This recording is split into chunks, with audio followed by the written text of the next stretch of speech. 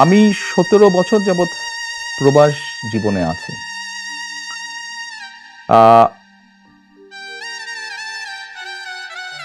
111-এর তথাকথিত 111 সরকারের সময় যেই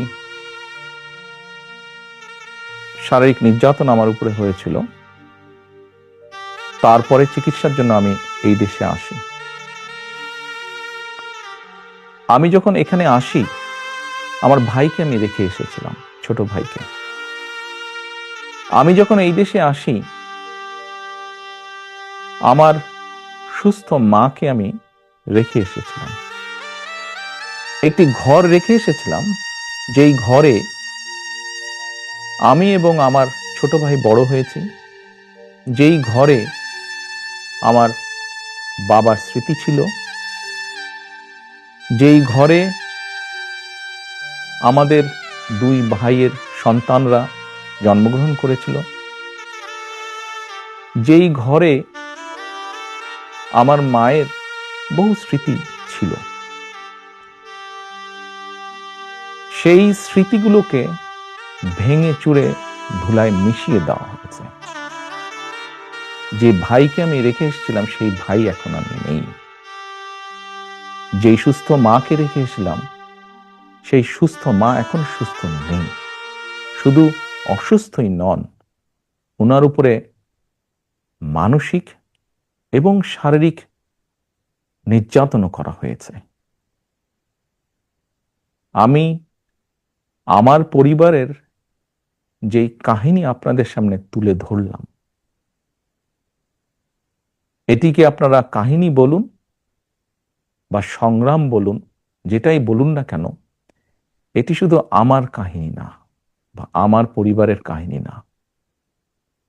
এরকম কাহিনী বাংলাদেশের শত না হাজার হাজার পরিবারের, বা যেই পরিবারের বাবা, যেই পরিবারের ভাই, যে পরিবারের স্বামী, তার ঘরবাড়ি ধ্বংস করে দেওয়া হয়েছে, হ্যান্ডকাফ পরা অবস্থায় হাসপাতালের বারান্দায় মারা গিয়েছে, তা না হলে হ্যান্ডকাফ পরা অবস্থায় জেলের ভিতরে মারা গিয়েছে,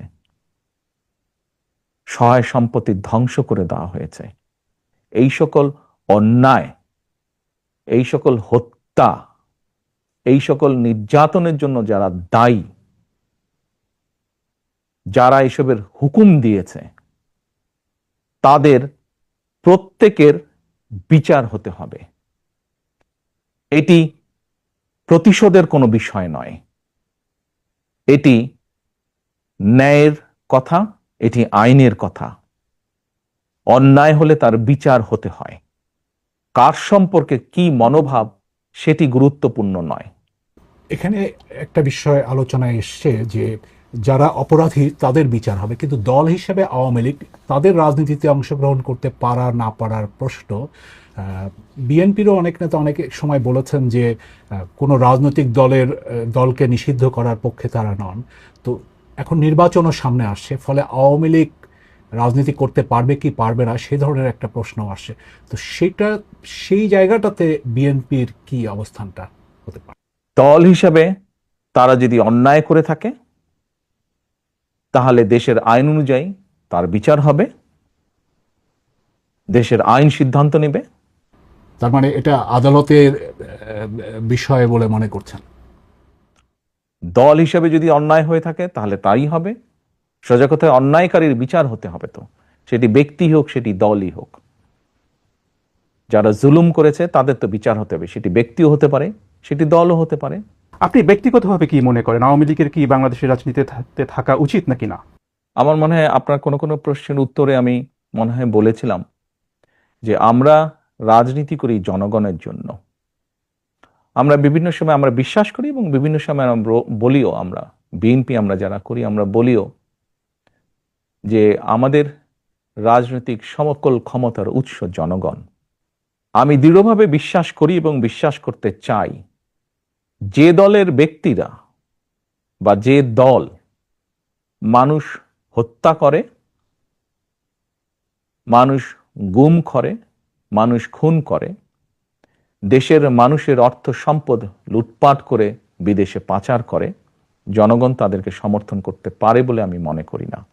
জনগণ যদি সমর্থন না করে কোনো রাজনৈতিক দল বা রাজনৈতিক সংগঠনকে, তাদের টিকে থাকার তো কোনো কারণ আমি দেখি না। যেহেতু জনগণের শক্তিতে আমরা বিশ্বাস করি, জনগণের সিদ্ধান্তে আমরা বিশ্বাস করি, জনগণের সিদ্ধান্তের উপরে আমরা আস্থা রাখতে চাই, এই বিষয়ের সবচেয়ে বড় বিচারক আমি মনে করি জনগণ। বিএনপির ভারপ্রাপ্ত চেয়ারম্যান তারেক রহমানের সাথে বিবিসি বাংলার সাক্ষাৎকারের এটি ছিল প্রথম পর্ব। দ্বিতীয় পর্বটি পেতে নজর রাখুন বিবিসি নিউজ বাংলার ইউটিউব চ্যানেল এবং ফেসবুক পাতায়।